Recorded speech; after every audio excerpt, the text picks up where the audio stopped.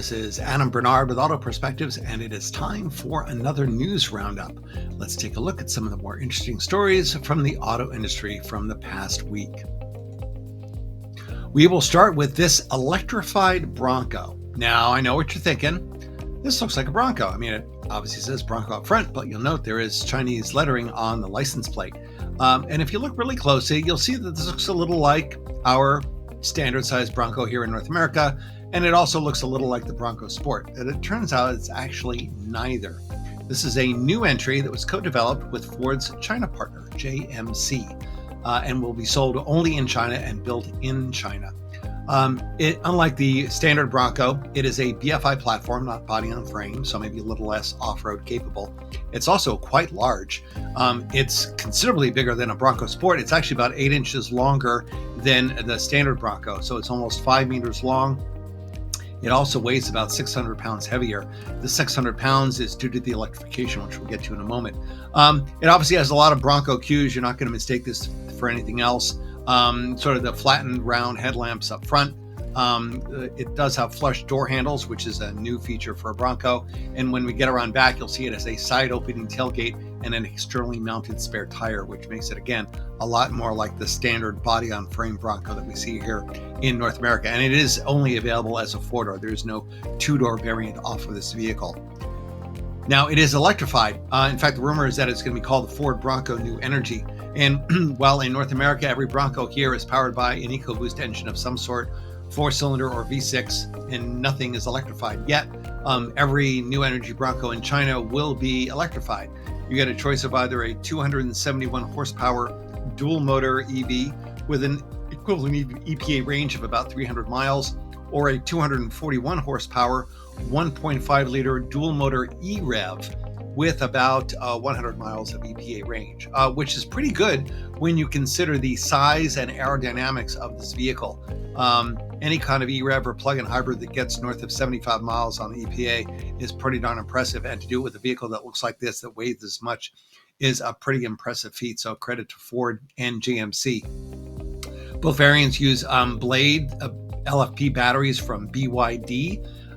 There is a roof-mounted LiDAR sensor, so some form of driver assist, and the price is estimated at about $42,000 to $55,000. So this is by no means a cheap vehicle. It is a premium-priced vehicle, which makes sense because the Bronco name, I suspect, has some resonance in China. Maybe not to the extent it does in North America, but it's probably a pretty good place to start. If you look around China showrooms these days, you'll see that a lot of automakers are getting into SUVs, some of which are kind of posers, but some of which have pretty substantial off-road capability.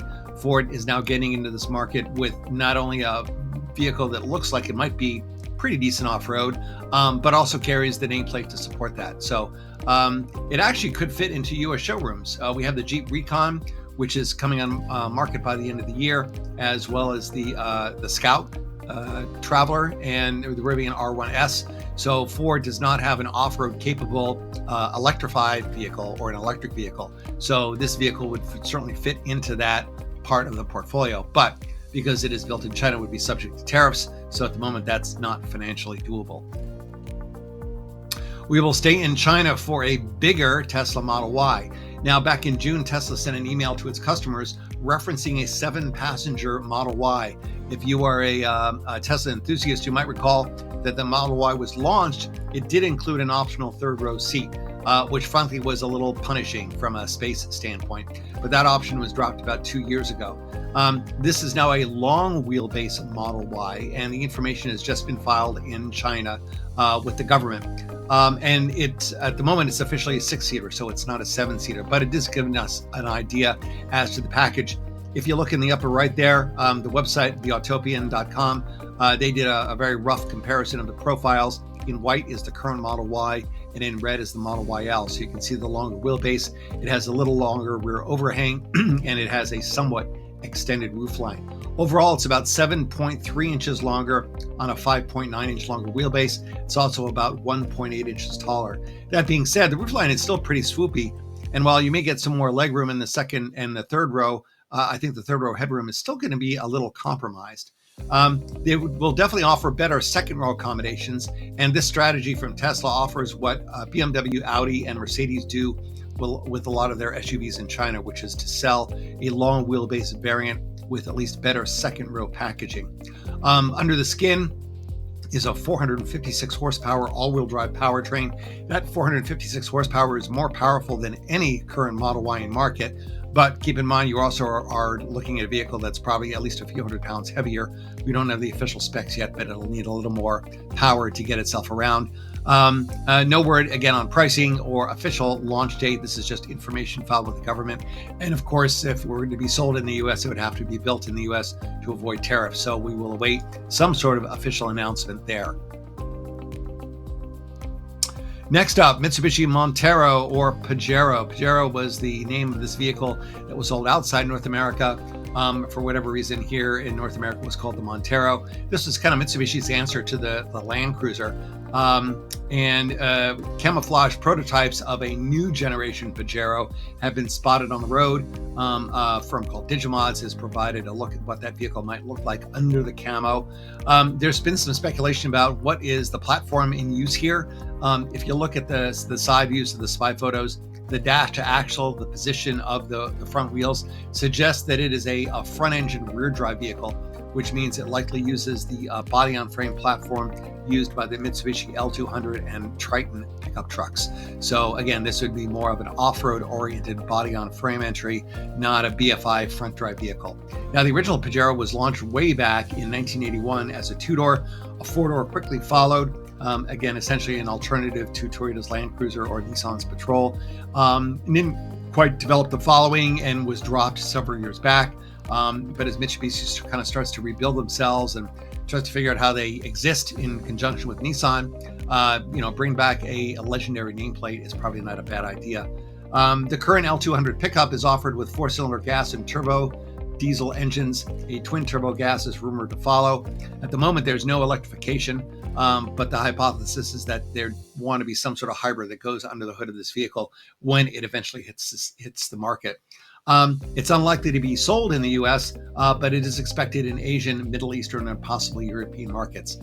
That being said, we talked before about the Bronco. Given America's interest in off-roading, Mitsubishi might want to consider trying to bring this vehicle over here and sell it as kind of the flagship of the fleet. And we will end with one more vehicle coming out of China, the oddly named Gen Z Explorer concept. And you'll note that there's not a brand associated with this vehicle. It was designed to celebrate the 28th anniversary of the joint venture between General Motors and SAIC, or the Shanghai Automotive Industry Corporation. 28 years. GM was one of the first automakers to get into China, along with Volkswagen. They saw a big opportunity back then. So the relationship between GM and SAIC is still there. This concept was developed by PATAC, that's the Pan Asia Technical Automotive Center, and which is why it's sort of brand free at the moment. The stats in this vehicle are pretty darn impressive. This is a compact two-door hatchback with a stated range of about 560 miles on the EPA equivalent cycle. It is an 800-volt architecture, which they claim can get 280 miles of range in only 10 minutes, which is pretty much as quick as filling up a standard car with gasoline.